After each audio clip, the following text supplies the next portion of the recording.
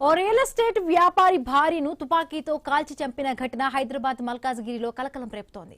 మారుతీనగర్ లో నివాసం ఉంటున్న అరుణ్ కుమార్ రియల్ ఎస్టేట్ వ్యాపారం చేస్తున్నారు. కొంతకాలంగా దంపతుల మధ్య గొడవలు జరుగుతున్నాయని తెలుస్తోంది. మాట్లాడుకుందామని చెప్పి మరొక వ్యక్తితో కలిసి తెల్లవారుజామున ఇంటికి వచ్చిన అరుణ్ భార్యపై కాల్పులకు జరిపాడు. తీవ్రంగా గాయపడిన ఆమె అక్కడికక్కడే మృతి చెందారు.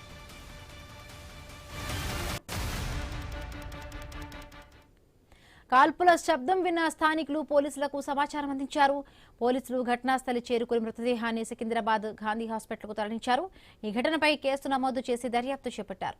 మొదటి భార్యకు విడాకులు ఇచ్చిన అరుణ్ కుమార్ ఆమె సోదరిని ప్రేమ వివాహం చేసుకున్నాడు.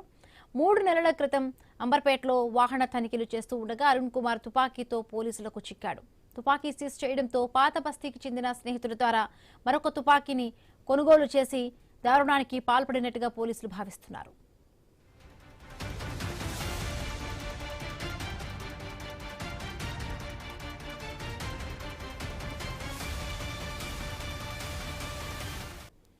ఓ రియల్ ఎస్టేట్ వ్యాపారి భార్యను తుపాకీతో కాల్చి చంపిన ఘటన హైదరాబాద్ మల్కాజ్గిరిలో కలకలం రేపుతోంది.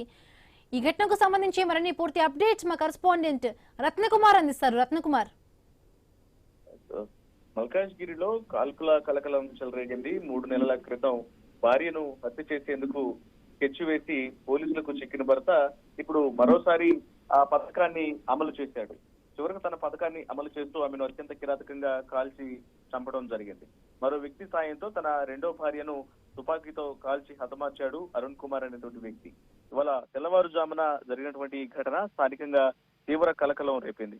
పోలీసులు అందించినటువంటి సమాచారం ప్రకారం మల్కాజ్గిరి మారుతినగర్ కు చెందిన రియల్ ఎస్టేట్ వ్యాపారి అరుణ్ కుమార్ కు మొదటి భార్యతో 2 పిల్లలు ఉన్నారు. అయితే ఆమె ఆరోగ్యం సరిగా లేకపోవడంతో ఆమె భార్య సోదరి నిషారాణిని మరో వివాహం చేసుకున్నాడు. అయితే నిషాకు ఇతరులతో సంబంధాలు ఉన్నాయని అరుణ్ అనుమానాలు పెంచుకున్నాడు. ఈ కారణంగా దంపతుల మధ్య తరచూ వివాదాలు చోటు చేసుకోవడంతో ఆమె కొంత దూరంగా ఉండేటువంటి ప్రయత్నాలు చేసింది. దీంతో భార్యను ఎలాగైనా అంతం చేయాలనే ఉద్దేశంతో అరుణ్ ముందుగానే ఈ హత్యకు ప్రణాళిక రూపొందించాడు. ఏడాది మార్చిలోనే బీహార్ నుంచి అక్రమంగా తుపాకీ బుల్లెట్లను తెప్పించుకొని భార్యను చంపేందుకు సిద్ధమవటం జరిగింది. అంతేకాదు ఈ తుపాకీతో పేల్చడంపై తను ప్రాక్టీస్ కూడా చేసినట్లు తెలుస్తోంది. ఇక పక్కా సమాచారంతో చార్మినార్ టాస్క్ ఫోర్స్ పోలీసులు అతన్ని గతంలో అదుపులోకి తీసుకొని ఆయుధాన్ని స్వాధీనం చేసుకున్నారు. ఈ యొక్క ఇన్సిడెంట్ అనేది గతంలో కొంత సంచలనంగా మారింది. ఆ సమయంలోనే ఆమెను హత్య చేసేందుకు ప్రయత్నం చేసి విఫలమైనట్లు వార్తల్లోకి నిలిచేది. అయితే ఆ తర్వాత కూడా అతడి ఆలోచన ఏమాత్రం మారలేదు. ఈ తెల్లవారుజామున మరోసారి ఆమెను మాట్లాడుకుందామని పిలిచి నిషారాణిని బయటకు పిలిచి మరో వ్యక్తితో కలిసి ఆమె పైన కాల్పులు జరిపాడు. తుపాకీ గాయాలతో నిషారాణి తీవ్ర రక్తస్రావం జరిగి అక్కడికక్కడే కుప్పకూలి మృతి చెందింది. ఈ ఘటన స్థానికంగా తీవ్ర భయాందోళన నెలకొంది.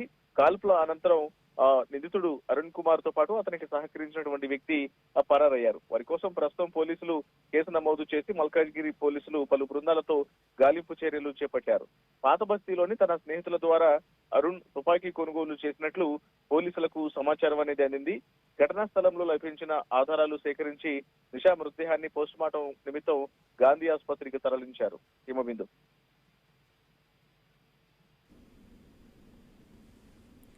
Right, thank you Ratnakumar.